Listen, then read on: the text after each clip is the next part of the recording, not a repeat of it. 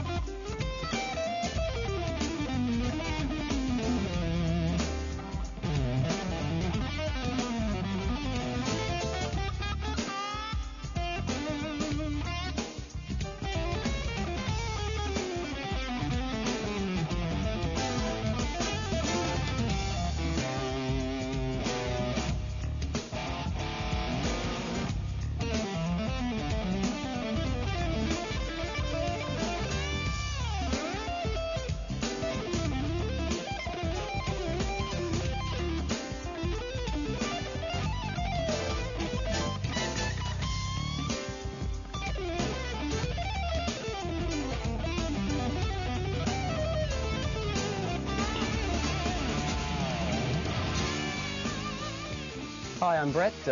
Welcome to my part of the show. So here we are at the lovely MI recording studios. Nice big clean SSL behind me here.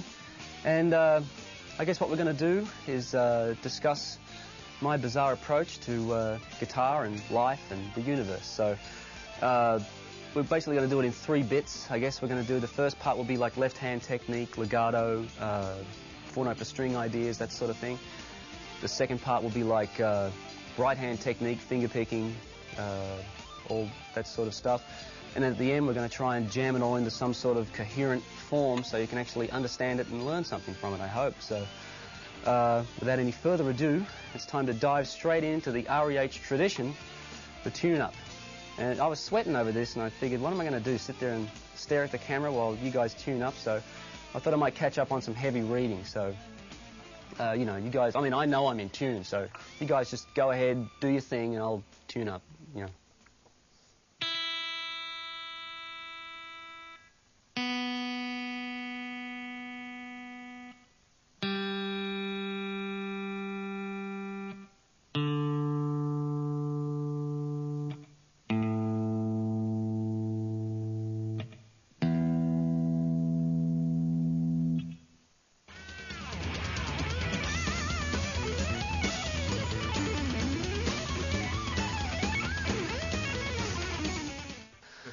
Okay, the first thing I guess we're going to touch on here is legato technique. In the world of music, I know legato means a lot of different things to a lot of different people, but to guys like you and me and gals like the gals out there that are in love with this weird thing here, it means incorporating hammer-ons and pull-offs with the left hand rather than alternate picking every note.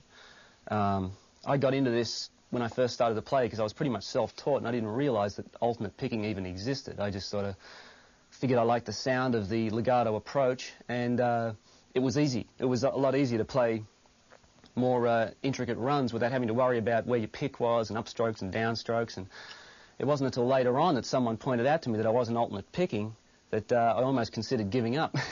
And luckily, I sought out other players like Alan Holdsworth that inspired me to continue, because then I realized that there's no right or wrong way. There's just whatever you like to hear. And I definitely really liked the sound of legato playing. So Holdsworth actually influenced my note choice a lot too, which we'll probably get into later. But the first two things you'll probably find out about legato playing is, number one, you tend to think this way along the neck. You don't really think crossways.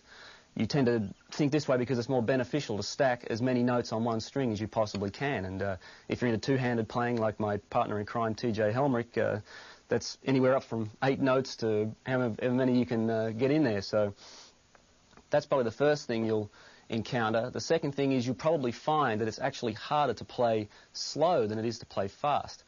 And what I mean by that is it's not hard to play just slow, but slow and in the pocket and in time with the band or the metronome or the drum machine or whatever you're playing along with. So we'll get into that later, I guess. What we'll do first is explore a few lines and how I initially started when I got into legato playing. So when I first started to play, I guess I played normal scale shapes like this little guy here, just normal old A major.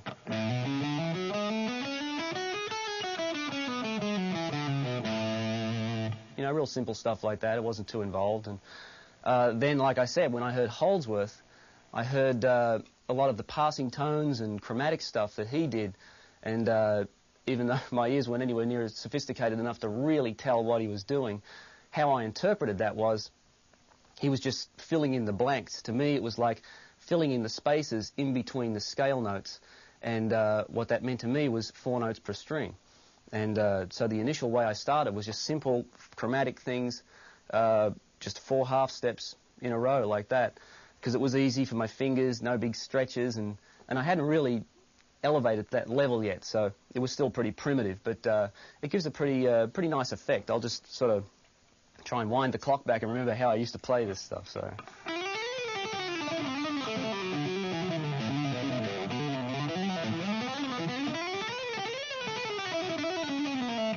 you know, it gives a nice sort of rolling effect, like a roller coaster type of thing. And once you actually figure out a few little scales and positions where you can use this stuff, it sounds really nice. Gives you some nice chromatic passing tones and gives you a lot of variation too. You probably wouldn't want to do it all the time because it'd get kind of repetitive and boring, but you know, that's part of the learning process, I guess. So anyway, what I really did was I would take simple things like this major scale shape I started with and fill in the blanks. So instead of simply playing, I would play, and so I would get more notes for my finger mileage, you know. So what I would do is I would take that and expand upon it as far as I could.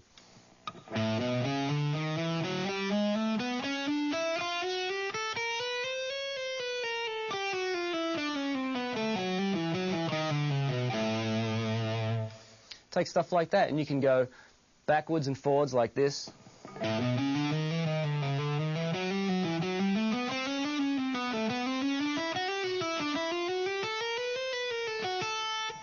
So it's a very cool approach. It's totally limitless in its applications, and it's easy on the hands, and it's very effective for spicing up otherwise mundane-sounding scales. So you can apply it to anything. It works really well around chromatic ideas, actually. Not chromatic, pentatonic ideas, I should say, because they're all pretty much arranged pretty straightforward across the neck with lots of 4 semitone gaps. Like if you take like A minor pentatonic like this, you can see on the first 2 strings here you've got a couple of nice little 4-note per string lines there. So instead of just going, you can go. Same on the way up. There's a nice 4-note per string gap there.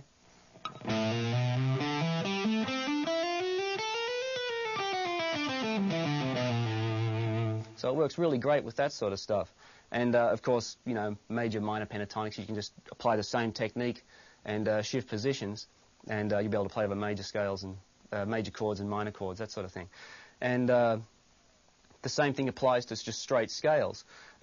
If you take like that same major shape I showed before, what I would do is work out a little pattern like this.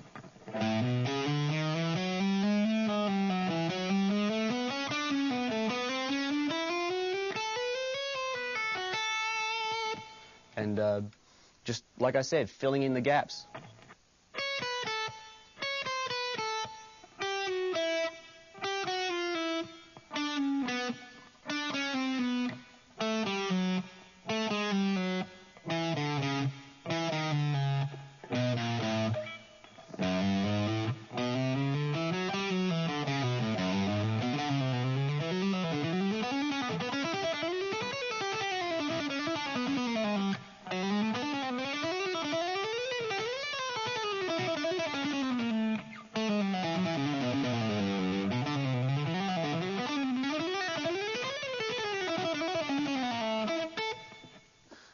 You'll probably notice that my pick attack is extremely light. This isn't a rule, but it's because I vary it from time to time. Obviously, you want dynamics. But while you're playing legato runs, if you want that effect of just a smooth, flowing, continuous line, you can't really blend in like... You know, it's just not going to work. You've got to adjust your dynamics to the point where the pick is almost the same velocity as the hammer-on or the pull-off. So, and also another important thing I should mention about the subject of pull-offs, you don't really want to drastically pull your fingers down. You don't want to go... what you really want to do is just gently lift this finger and slam the other one down, slam it down, but press down with enough velocity to make the note happen. So it's...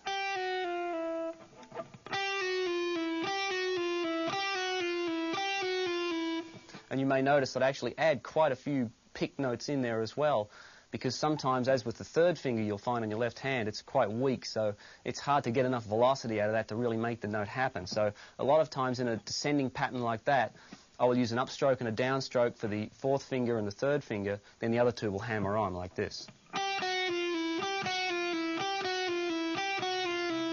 But always making sure that the velocity of the pick is not too harsh that it stands out, so you get a nice flowing effect.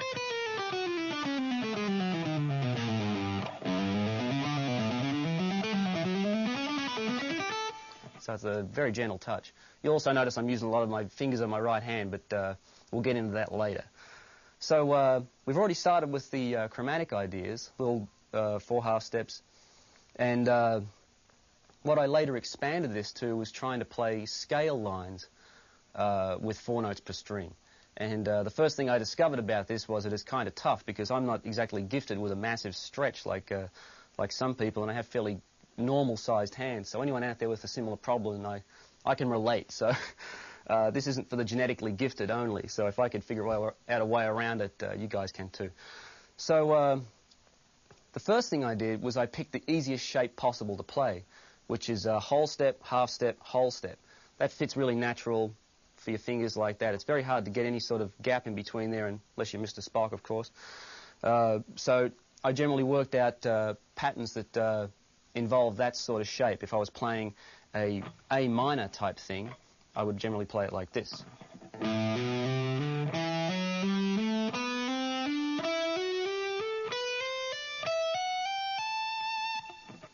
that's A Dorian, but you know what I'm getting at. So any sort of shape where it was like whole step and a half step in between there, that's what I generally started with, and eventually I got comfortable with the idea to the point I would generally sort of include it in with my other chromatic little lines so I could get effects like this.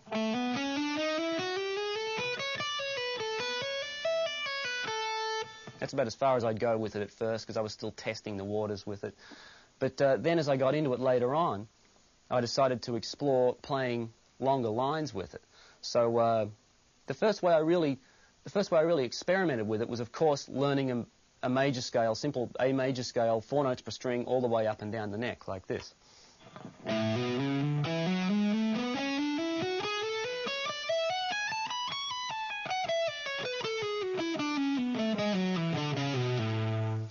Like that. I practiced it for a while, and I think in the hopes of getting it up to mind-boggling speed, and it didn't really happen. And then I sort of realized that if you actually did play that in a piece of music, it would definitely sound like something you would spend a long time practicing. So the last thing you ever want to do is include a practice regimen in your playing. That's got nothing to do with music, you know. It's supposed to be a means to an end. So the way I would utilize that in my playing was I would generally utilize it as a way of maneuvering around the neck.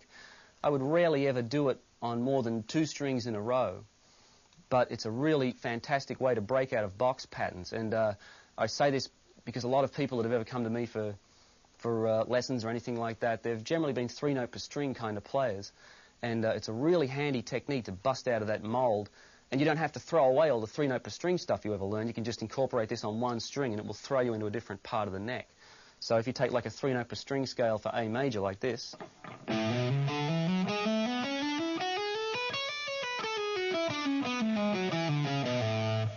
you're sort of generally locked in around this position here, between the 5th and the 10th fret.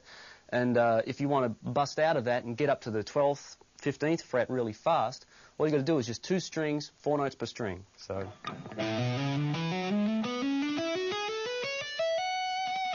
and you're up there. And the same with going down. It's moving up and down the neck. It's a tremendous way to traverse the neck so that you're not stuck in any one position. If you're having trouble with stretches, there's a way around that by using slurs or slides or whatever you want to call them. You don't have to always play like 1, 2, 3, 4 fingers like this. Like you don't have to always go. You can just use these 3 fingers so you can get a bigger stretch, and then slide the last one so you can.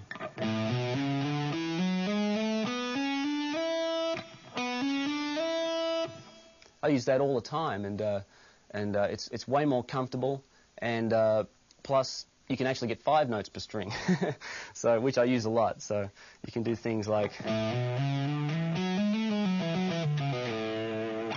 And there's actually a major pattern which I've worked out, which you may find helpful, which goes all the way up and then back down again, and at the note up here it has a slur, and at the bottom down here it has a slur. So it's 5 notes per string at each end of it. So it starts off like this.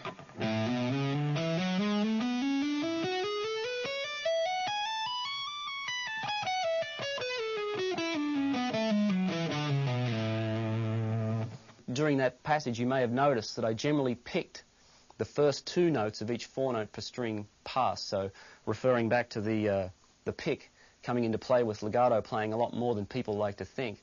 You do have to pick a lot of notes just to get the accents in the right place, so once again I'll do that and you can check that out.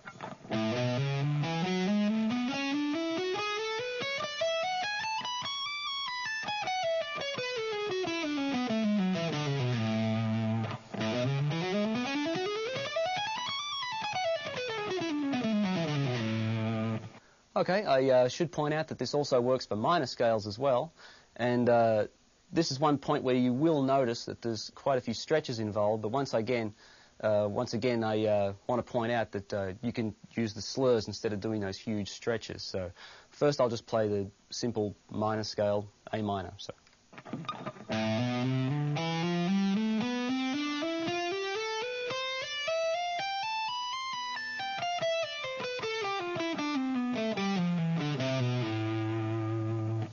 So as you can see, once again, it's not too bad for the very first position. It's pretty normal. That's our easy shape. But then, of course, you get this guy. So So kind of a nasty little stretch there, the half step and then 2 whole steps. And then at one point you actually get 4 whole steps in a row. So if that tends to be a problem, pull in the old slurring trick and do this.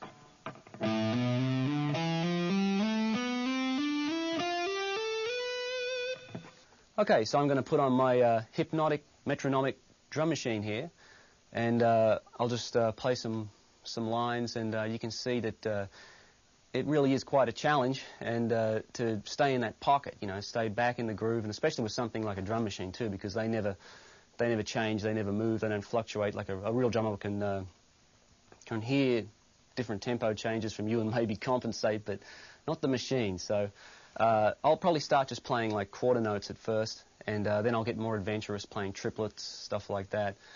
And also pay attention to the fact the lines themselves have to be in time with themselves. You can't have things like this going on. You can't be going. That cannot happen. It's got to be in time with itself like this. So at all times. So it has a nice flowing effect to it, and that will greatly improve your chances of staying in time with the drum machine or the rhythm section. Notice how I use a lot of slurs, stuff like that, to get different phrasing ideas. What I'll do is I'll probably play pretty much with the drum machine at first, then I'll get more adventurous, and you'll see how I'm pretty much unhampered by any sort of 3-note per string or triplet concepts, things like that. Rhythmically, it's very free, and also note-wise around the neck, it's very free. No positions or box patterns or anything like that. So without further ado, let's get into it.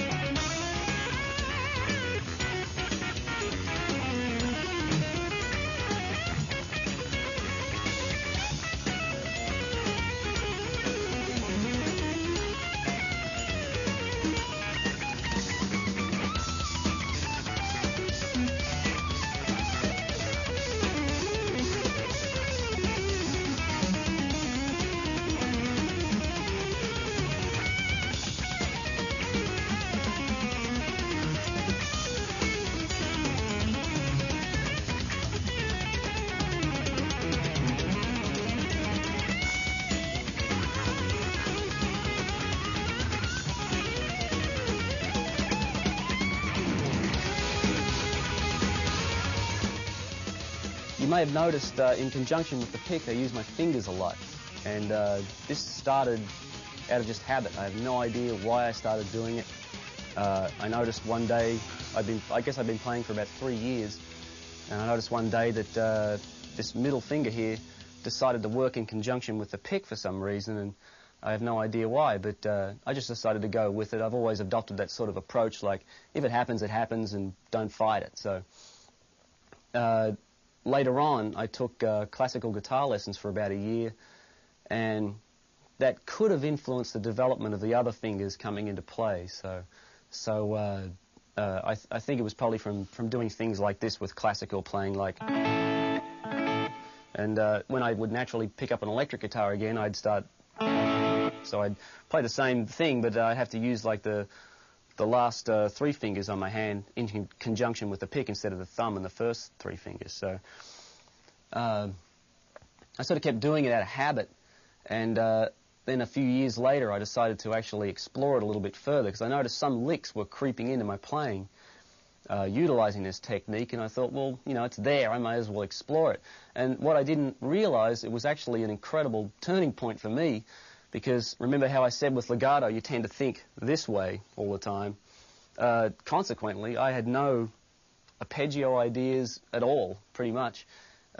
because I had my lack of picking ability, I think, hampered my thought process for any sort of cross picking or anything like that. So I just kept trying to stack everything on strings, thinking this way.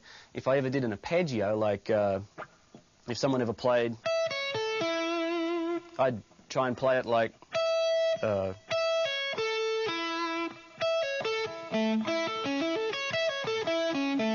have to try and play it like that, try and work out arpeggios with string skipping and stuff like that. So it always utilized hammer-ons because I couldn't do any sweep picking or any sort of arpeggio type stuff. So the finger picking really was a godsend to me in the sense that it totally gave me this whole different outlook on the neck and a whole new bunch of ideas to try out. So the first thing, I guess, you would want to really check out is a little exercise kind of thing to get a bit of strength developed in your right hand. And I'll point out here right now that if you're slapping your foreheads and going, oh no, you know, I've just spent 10 years working on my alternate picking and my sweep picking, this guy's telling me to grow fingernails and, you know, take up finger picking. Don't think that. I mean, all the ideas that I'm presenting here, you can alternate pick them, you can sweep pick them, and you don't even have to play legato if you don't want. You can still do the 4-note per string thing and pick every note. So I'd hate to see somebody throw away years of hard work just because they thought they had to take up another approach. But it's the concept that's really cool, so I just wanted to share that with you. I have one little warm-up exercise that I do just to get the fingers and the right hand warmed up in general. It uses a very simple little major 7 shape, like just that sort of thing. And what I do is I just roll backwards and forwards. So it's 1, 2, 3, 4, 4, 3, 2, 1, backwards and forwards, alternating between this pair and this pair just to get a bit of strength developed between those two guys. And I just simply do this.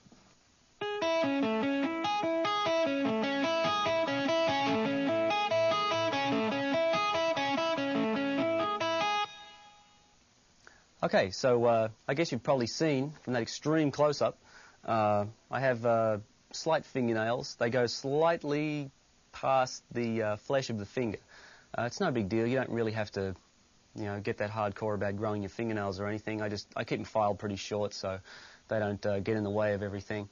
And it's actually part of the smooth sort of percussive nature of this technique. Part of it lies in the fact that it's the flesh of the finger that hits the string first, and then the nail follows through. You can sort of hear it.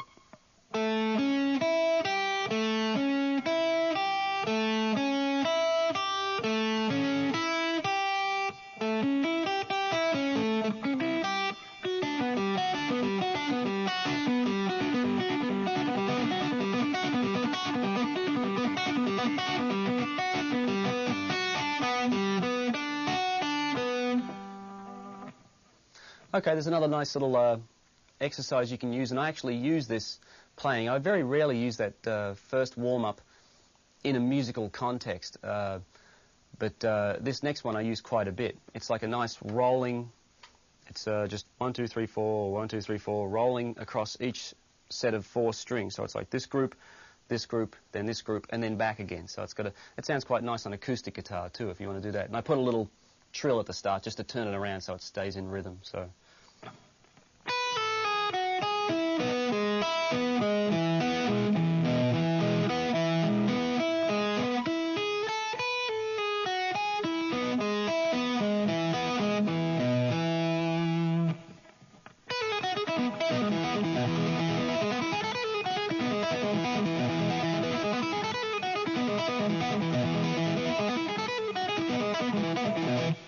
Okay, so some of the initial simple ideas that I came up with from this technique were actually based around our little friend, the major 7 arpeggio, the little or chord, I guess. And the first thing I did with that was take that same shape and apply it to the other strings. And of course, if you try that, you'll find they're not too musical. You know. I have no real desire for a thing like that. I want to have something that's going to make music. So what I did was I worked out a way to play that on those groups of strings while still being musical, and this is it.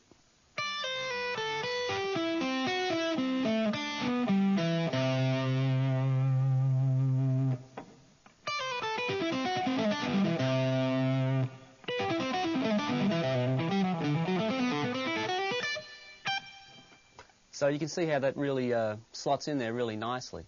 Has a nice flowing effect to it, and believe me, the possibilities all stemming from our little pal there are absolutely limitless. I sort of based a lot of my thought process around that shape, that sort of diagonal shape across the neck, and the first thing I did was expand the intervals to find what other possibilities there were. So if we started with a major shape, so if you're playing an A major, our old buddy works well. If it's A minor, you have to just stretch your fingers a little bit. Any sort of altered stuff. And pentatonics work great too. They're a bit of a stretch, but what you generally do if you want to play A pentatonic, all you have to do is start on the fifth, and you get a really nice minor pentatonic. And it's 4 whole steps all on the way, so it is kind of a stretch. But for someone like me who hasn't got much picking technique, it allows me to play a pentatonic run, which I would otherwise find kind of clumsy. So just stretch your fingers out like that, and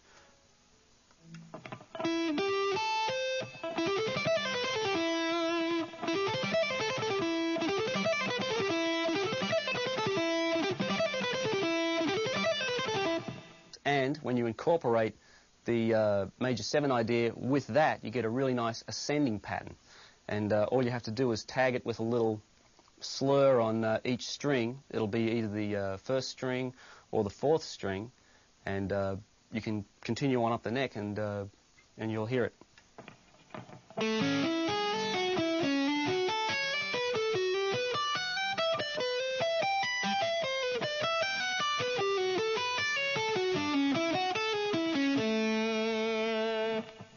You may notice with some of the minor shapes, this is an individual thing too. I find it a little easier if I'm playing the minor shape, which is like this. I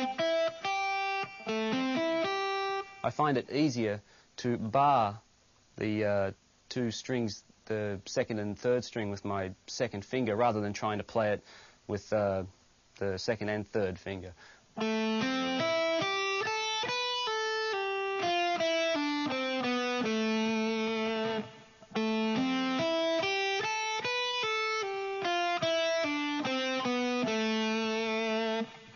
I just find that a little simpler, and it's a lot less to think about when you're playing fast or something like that, or my fingers get tangled up, you know, so it's a lot easier for me to go rather than try and juggle my fingers around. So it's a personal thing, you know. If you want to get in, just get into that, just find a shape and then figure out the most comfortable fingering for you. But that's definitely the most comfortable for me.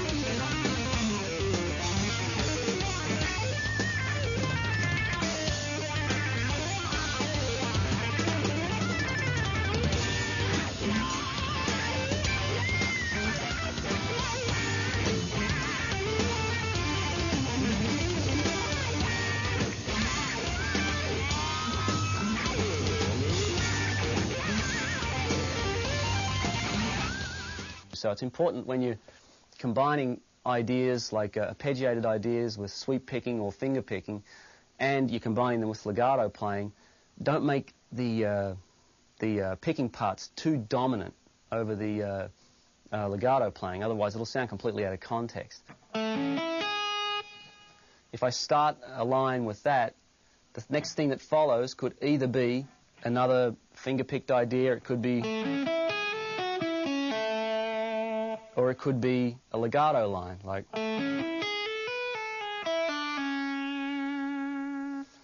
The one cool benefit about this whole technique is actually its limitation. The fact that it's really awkward to try and play 6-string arpeggios. The good thing is, by its very nature, it's really easy to play just 2 strings, 3 strings, 4 strings, so you can get things like this happening.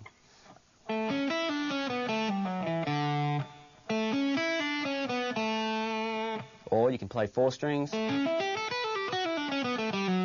2 strings, and you can even get 5-string ideas going. It's a little more awkward, but they do happen. So.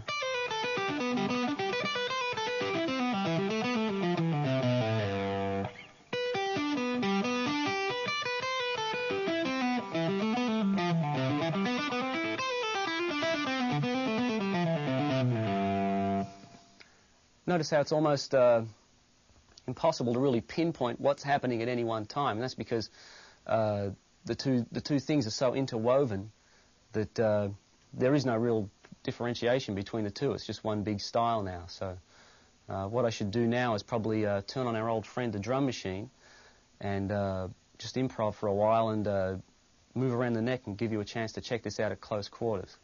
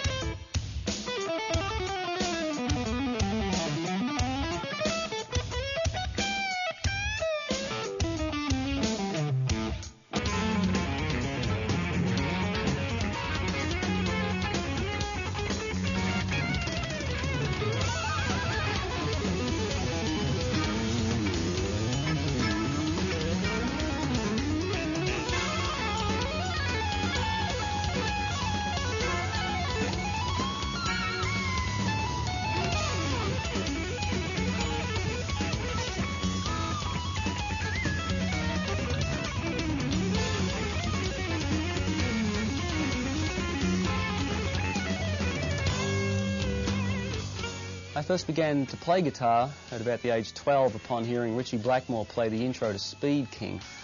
From then on, I became like a complete Blackmore fanatic. And from then on, I got into Jeff Beck, Eric Clapton. I was very influenced by Rory Gallagher. Then my taste sort of changed a bit when I heard Larry Carlton and heard somebody playing through chord changes with the greatest of ease and decided to try and pursue that approach. And then, of course, Eddie Van Halen came along. Eddie's such a standard influence, you almost forget to mention the guy. And then the turning point was probably hearing Alan Holdsworth, and he definitely changed my harmonic sense. And I'd say the next turning point was probably hearing Scott Henderson, who influenced me a great deal on learning to play at a slower tempo with good time and good phrasing. So his playing's had a profound effect on me. And also, working with T.J. Helmrich's had a massive impact on me. So T.J.'s playing has influenced me a great deal.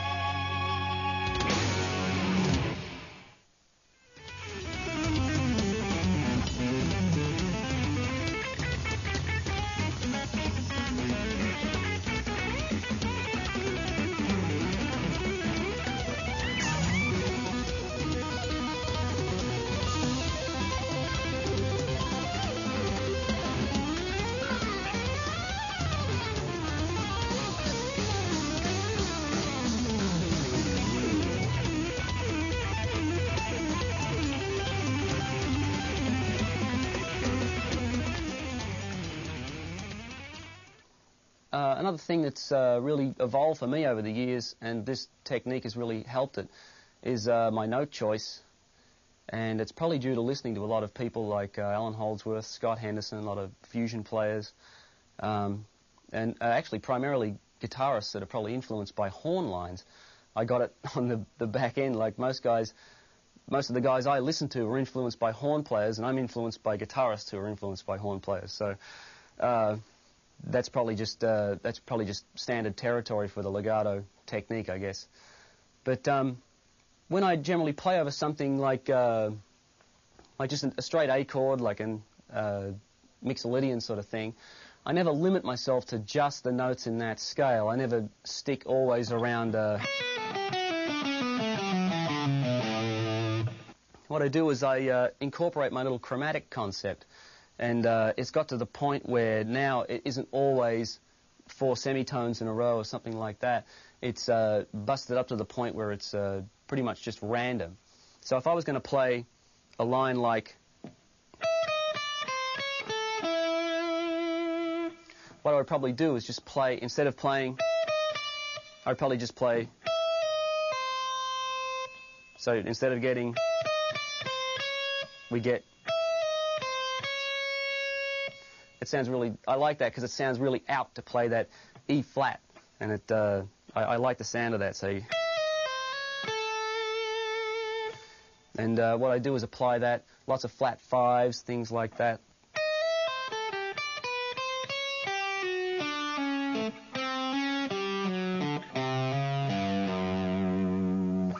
And when you play them up to tempo, they have a nice flowing feel to them.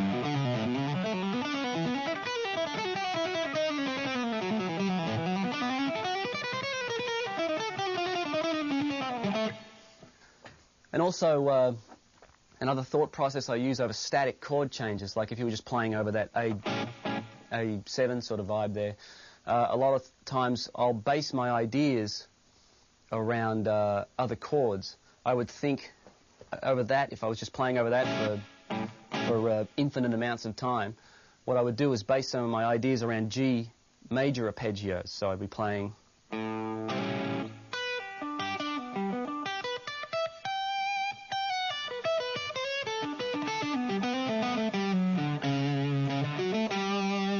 And making a conscious effort to target those notes so that it's a little more than obvious, that it sounds like I'm superimposing another chord over the top. Of course, the way I do it mightn't be that obvious, like that I'm just playing a. I would mix them in a lot more, but that's definitely the idea. Also, D major works great.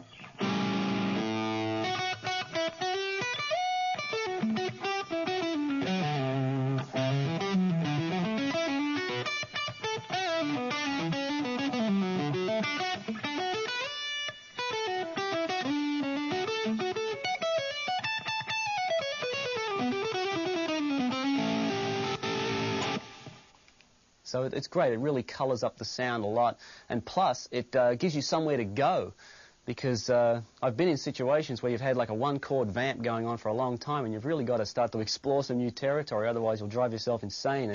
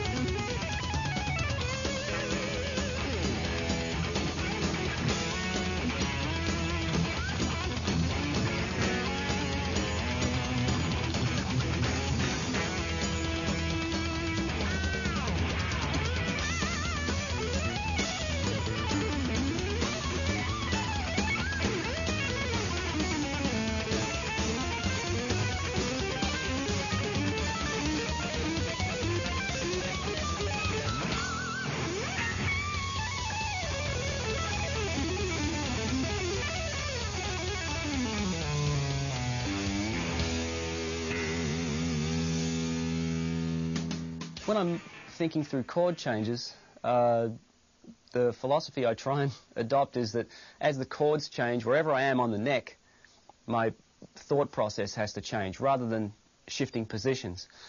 Say if it was a chord progression just going from A7 to D7. If the A7 was happening and I'm playing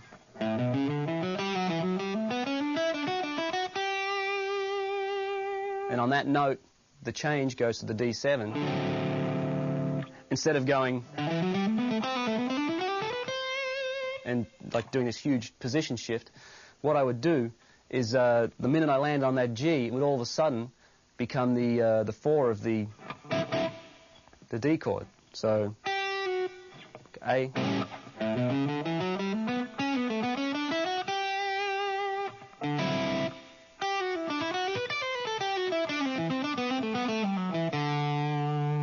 So what I try to do is as the chords roll by, my perception of the note that I'm landing on changes rather than where I should be on the neck. I try to make it so that as the chords go by, at any point, at any note that I'm landing on, I know where I have to go to correspond with them rather than have to do a radical position shift. And that really works itself in well with this whole technique too, because you're covering a lot of ground with the 4 notes per string and the finger picking thing and everything. You do cover a lot of area on the neck. You rarely dwell in one spot for a long time, so it's important to get familiar with your note choice, and every now and then I get lucky and I kind of get it right.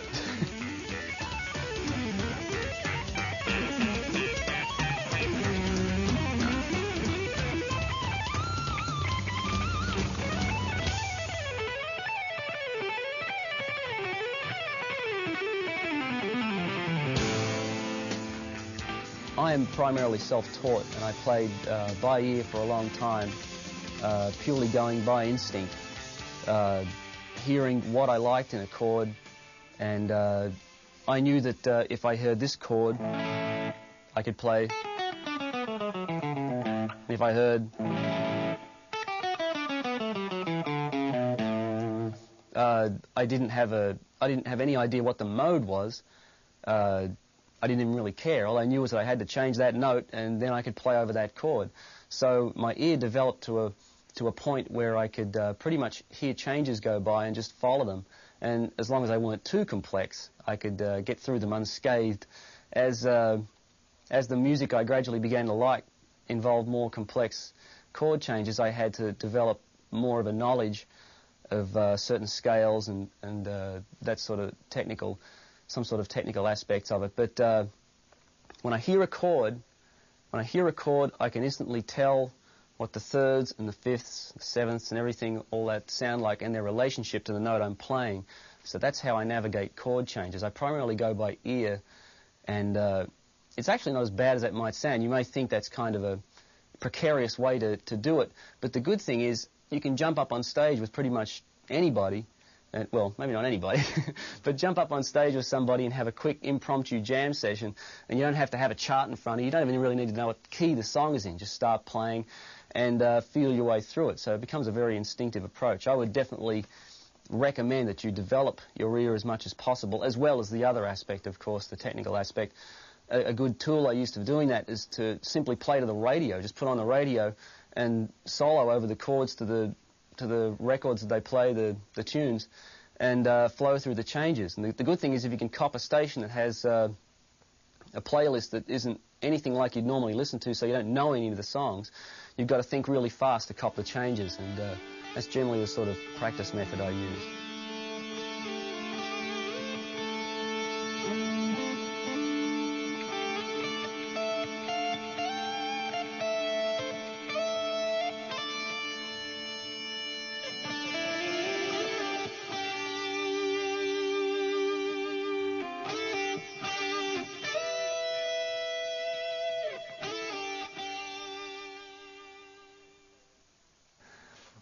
Okay, so now I'm going to play some songs from our album, the album that I did with T.J. Helmrich, titled Quid Pro Quo. Obviously, T.J.'s not here. He's in the studio at the moment mixing our follow-up album titled Exempt. And you'll probably notice that I'll be using a harmonizer to duplicate some of the harmony melodies we did on the tunes. The first song is a ballad titled Megan, and I decided to choose a ballad because it'll give you some of the ideas of the subtle phrasing, things you can get with legato, so you don't have to be ripping and burning and tearing all the time. Chord-wise in the tune, the first part of the solo is pretty much over a D minor, and I'll be playing D Dorian. Then it'll move to a C to B flat progression, which I'll probably dwell on B flat Lydian and that sort of thing. And towards the end of it, it will be pretty much a bluesy thing over A. My ideas will probably go back from A minor blues to A major blues, so it'll be great, get some of my bluesy licks in there. So hope you enjoy it.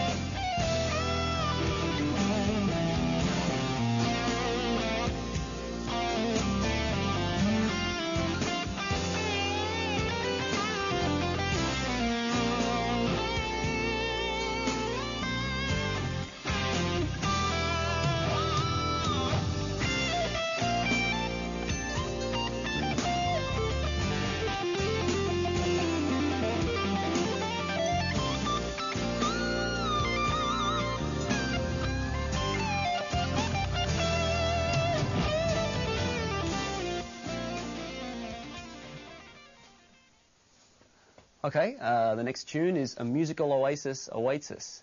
And this particular song, I'll be once again stealing TJ's section. It's a very long vamp over D, and it's over a hip-hop sort of a feel, which is good because it's very challenging to sit back in a pocket on a tune like this.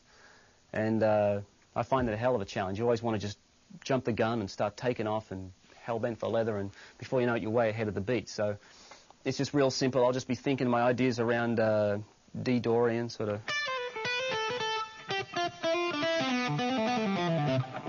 that sort of thing. And then there is the section after that, which I soloed over on the album, which has a rather bizarre little half-step twist to it. It's over a rather heavy riff that goes... And once it gets to that point, I'll be thinking pretty much D minor, and then E flat altered, I do believe. So there should be lots of twists and turns in that one, I'm telling you now. So hope you like it.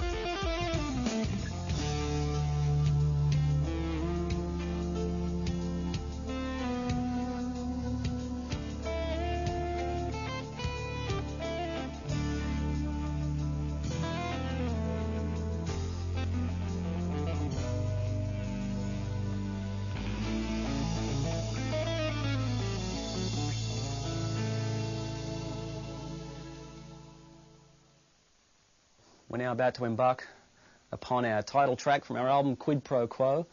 Once again, a nice laid-back groove, back in the pocket, and good because you can play like straight quarter note ideas and get into some nice triplet phrasing ideas, so look out for that sort of stuff. I'll be looking out for it too. And the chords, the first chord is, so pretty much just F-sharp Dorian, and then it goes to, so same thing, and then to B Dorian, to that chord, still B Dorian, then to this deadly chord, which a whole host of possibilities present themselves, either F-sharp harmonic minor, or G major, or G Lydian, or something like that.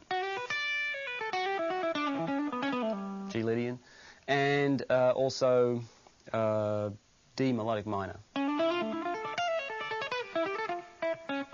And then it's back to. So, let's hope I don't crash and burn.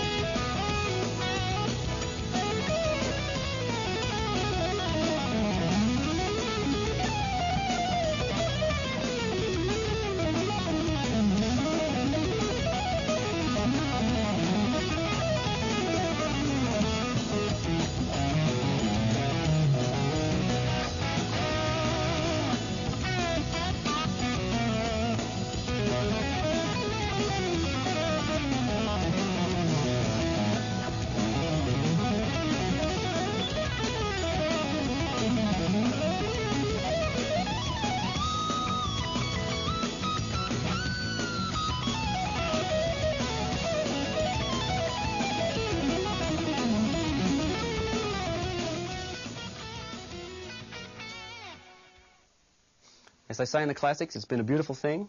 There's been a lot of love in the room, and I hope you got something beneficial out of it. I know I did. And I must say, it is interesting to examine your own style and find out some of the weird things that you do. You do learn a lot. So maybe when you get stuck in a rut in future, look to yourself rather than other people. Here I am, you know, doing myself out of sales of this video, but you know what I mean. So thanks for joining me. It's been a pleasure.